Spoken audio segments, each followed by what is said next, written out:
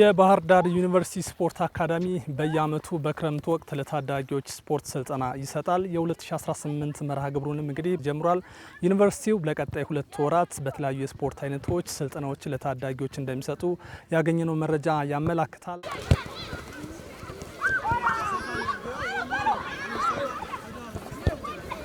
በ6 ስፖርት አይነቶች በየዓመቱ ስንሰጥ ለሶስተኛ ጊዜ ነው። ለሶስተኛ ዓመታችን ነው። ሰመር ካምፕ በሚል የተሳታፊ ቁጥር ዘንድሮ በጣም ብዙ ነው። ወደ 430 በላይ አትሌቶች ወይም ህጻናቶች ተማሪዎች ተመዝግበዋል። የጾታው ሁለቱም ጾታ በሁሉም እድሜ የምንጀምረው ከ8 ዓመት እስከ 16 17 ዓመት ነው የምንይዘው። የበጋ ፕሮግራማችንን ኮምፕሊትሊ ዘግተናል። አሁን ሳመር ላይ ትኩረት አድርገን በሁለት ሸፍት በሳምንት 3 ቀን በቀን ለ3 ሰዓት ስልጠናውን ጀምረናል።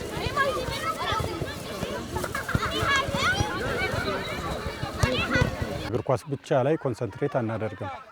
ስለዚህ ቲኳንዶም አለ፣ ቫሊቦል አለ፣ ሃንድቦል አለ፣ ቴኒስ አለ። እነዚህ ላይ ራውንድ እያደረጉ ቤዚክ የሆነውን ስኪል ልጆች ይዘው ሙሉ አካላዊ ጤንነት እንዲያገኙ ለማድረግ ነው የታሰበው።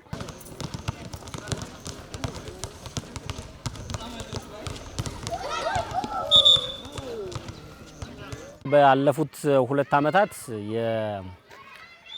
የአካባቢው ማህበረሰብ ወይም የታዳጊዎች ፍላጎት በጣም እያደገ ሄዶ 2015 ላይ ስንጀምር 120 ልጆችን ነበር ዘን ያሰለጠን ያገኘን። በ2018 ደግሞ አሁን በመታዩት 427 ልጆች ናቸው ተመዝግበው ስልጠናውን ለመውሰድ እያከናወኑ ያሉት።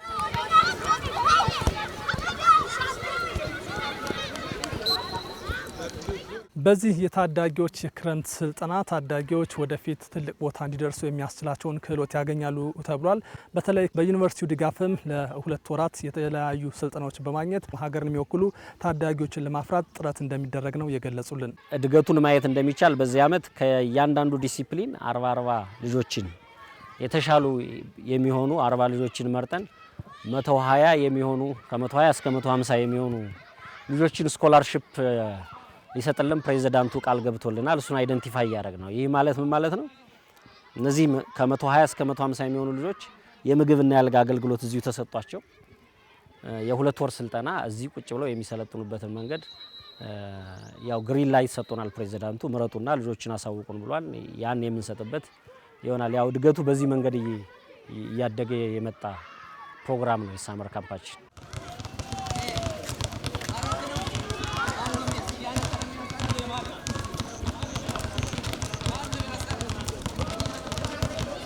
ጥሩ የሆነ ስልጠናና ከዚህ በፊት የማናውቃቸውን አዳዲስ ስልጠናዎችን እጠብቃለሁ።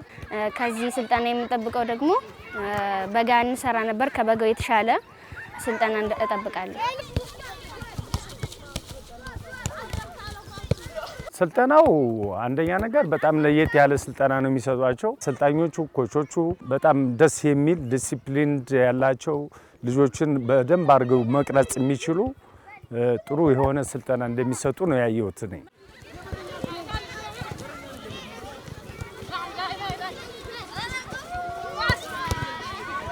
የዚህ የሰመር ካምፕ ዓላማው ልጆችን በስፖርት እያዝናኑ ጊዜያቸውን እንዲያሳልፉ ማድረግና በዚህ ውስጥ ታለንት መፈለግ ጥሩ ልጆችን ለበጋው እንዲበቁ በልዩ ስልጠና ደግሞ የምንታደግበት ፕሮግራም ስለሆነ ታለንት የምናይበት ልጆችን የምናበቃበት የምናቆይበት ቤተሰብንም ደግሞ የምናሳርፍበት ጊዜ ነው ማለት ነው። እንግዲህ ሳመር ካምፕን እኛ ለ2 ፐርፐዝ ነው የምንጠቀምበት። አንደኛ ልጆች ተሰጧቸውን እንዲያዩ፣ ሁለተኛ ደግሞ ለበጋ ለምናሰለጥነው የአፍተር ስኩልና የዊኬንድ ፕሮግራም አለን። ለዛ ጀማሪ የሚሆኑት ልጆችን ስክሪን አድርገን የምንወስድበት ፕሮግራማችን ስለሆነ በተሻለ መንገድ እየሄደ ነው ብዬ ነው ማስበው። ታዳጊዎቹ 3 ጥቅም ያገኛሉ። አንደኛው ጤንነት፣ የአእምሮም እነዚህን ጥቅም ያገኛሉ።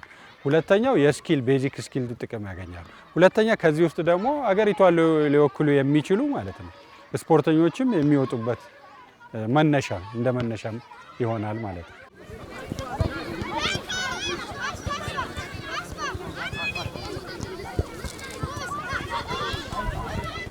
ልጆች እንደምታውቀው ሁሉንም ስፖርቶች በነኩት ቁጥር በጨዋታ መንገድ በሰጣቸው ቁጥር አይበቃቸውም ጊዜ እና በጣም ደስተኛ ነው የሚሆኑት እና በጣም ደስተኛ ናቸው።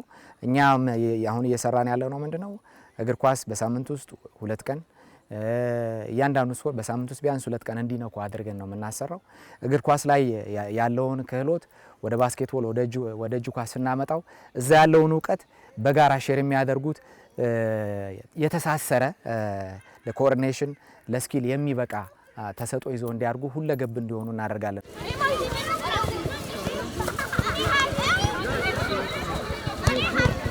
አንደኛ ጤናችንን ለማግኘት ይረዳናል። ሁለተኛ ደግሞ ከዚህ ደረጃ በተሻለ አድገን ወደ ተለያዩ የስፖርት አይነቶችና ትልቅ ደረጃዎች ለመድረስ ወደ ብሔራዊ ቡድን ለመግባት አንደኛ የምሰራው እግር ኳስ ነው። እግር ኳስ ደግሞ ሁሉም እግር ኳስ ተጫዋች የወደፊት ህልም አለው። የኔ የወደፊት ህልም ደግሞ ጎበዝና የተሻለ እግር ኳስ ተጫዋች የመሆን ህልም አለኝ።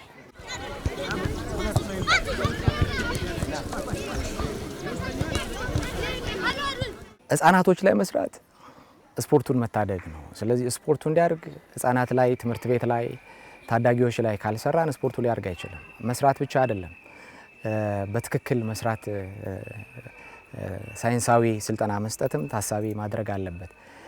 በስፖርቱ ብቻ ሳይሆን በአካዳሚክ ደግሞ እየታገዙ ሁለቱንም ባላንስ ያደረገ ስልጠና ስንሰጥ ነው በጋውን አካዳሚክ ወይም የትምህርታቸው ላይ አተኩረው ክረምቱ ላይ ደግሞ ወደ ስፖርቱ ሲመጡ አካላቸውም አእምሯቸውም በጋራ ስለሚያደግ ሁለቱን አቆራኝተን ህጻናት ላይ ስንሰራ ታዳጊዎች ላይ ስንሰራ ስፖርቱን እንታደጋለን። ይሄ ፕሮግራም ሲጀመር መዳረሻ ይኖረዋል። ስፖርት ታዳጊዎች ላይ መስራት ምንም አማራጭ የሌለው ለሆነ አምነንበት ነው የገባነው ያለ ነው።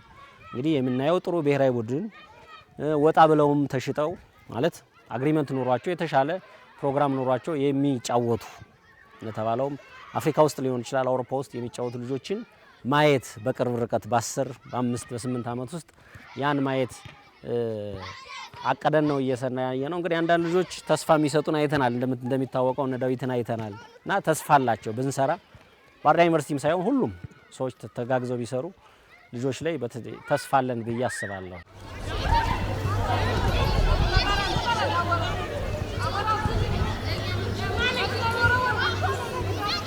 ተመልካቾቻችን እስካሁን ስትከታተሉት የነበረው እንግዲህ በባህር ዳር ዩኒቨርሲቲ ስፖርት አካዳሚ በክረምት ወቅት ለታዳጊዎች የሚሰጠውን ስልጠና በተመለከተ ነበር። ፕሮግራሙን እንደተከታተላችሁ ታዳጊዎች በርከት ሆነው በዚህ ሜዳ ላይ ስልጠና ሲያደርጉ ቆይተዋል። ከስልጠና ባገኙትም ልምድ ራሳቸውን ለትልቅ ቦታ እንደሚያደርሱ አጠቃላይ በፕሮግራማችን ተከታትለናል። አብራችሁን ስለነበራችሁ እናመሰግናለን። ፕሮግራሙን በማዘጋጀት ኪዳነ ማርያም ብርሃኔ ከእናንተ ጋር ቆይታ አድርጌ ነበር። ጤና ይስጥልኝ።